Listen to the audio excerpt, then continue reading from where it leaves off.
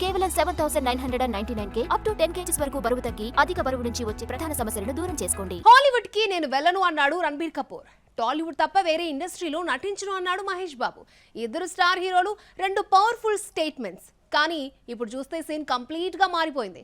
ఒకరు రామాయణతో ప్రపంచాన్ని టార్గెట్ చేస్తూ ఉంటే మరొకరు వారణాసితో పాన్ వరల్డ్ మార్కెట్ పై కన్నేశారు.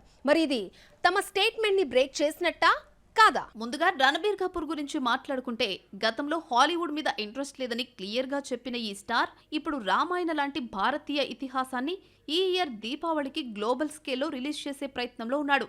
ఇది కేవలం ఇండియా కోసం కాదు, ఇంటర్నేషనల్ ఆడియన్స్ కి కనెక్ట్ అయ్యేలా ప్లాన్ చేస్తున్నారు. దాంతో కొందరు హాలీవుడ్ కి వెళ్ళనన్నాడు కదా అంటూ క్వశ్చన్ రేస్ చేస్తుంటే ఫ్యాన్స్ మాత్రం ఇది హాలీవుడ్ కి వెళ్లడం కాదు, హాలీవుడ్ స్టాండర్డ్స్ ను ఇండియాకి తీసుకొస్తున్నాడు అంటూ సమర్థించే వాళ్ళున్నారు. ఇక మహేష్ బాబు విషయానికి వస్తే 2022లో బాలీవుడ్ నుంచి వస్తున్న ఆఫర్స్ ని సున్నితంగా తిరస్కరించిన మహేష్, నన్ను బాలీవుడ్ భరించలేదు, కాంట్ అఫోర్డ్ మీ, నా సమయాన్ని వృధా చేసుకోవాలనుకోవడం లేదు అన్న మాట అప్పట్లో చాలా వైరల్ అయింది. కానీ ఇప్పుడు ఆయన చేస్తున్న వారణాసి సినిమా స్కేల్ చూస్తే పాన్ ఇండియా కాదు, డైరెక్ట్ పాన్ వరల్డ్ టార్గెట్ తోనే ఏప్రిల్ 7, 2027న రిలీజ్ కానుంది.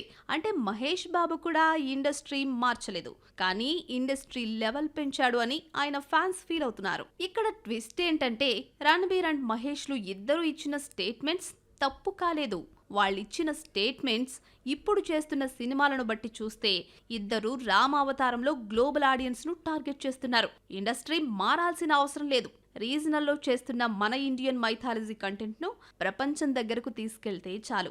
అది గ్లోబలైజేషన్ కాదు, ఇండియన్ కల్చర్ ఎక్స్పాన్షన్ అని చెప్పకనే చెప్తున్నారు. Ramayana and Varanasi mythology, visual global reach target. మరి ఇద్దరూ తమ రూట్స్ ను వదిలిపెట్టకుండా తమ రూట్స్ తో వరల్డ్ స్టేజ్ మీద నిలబడే ప్రయత్నం చేస్తున్నారు.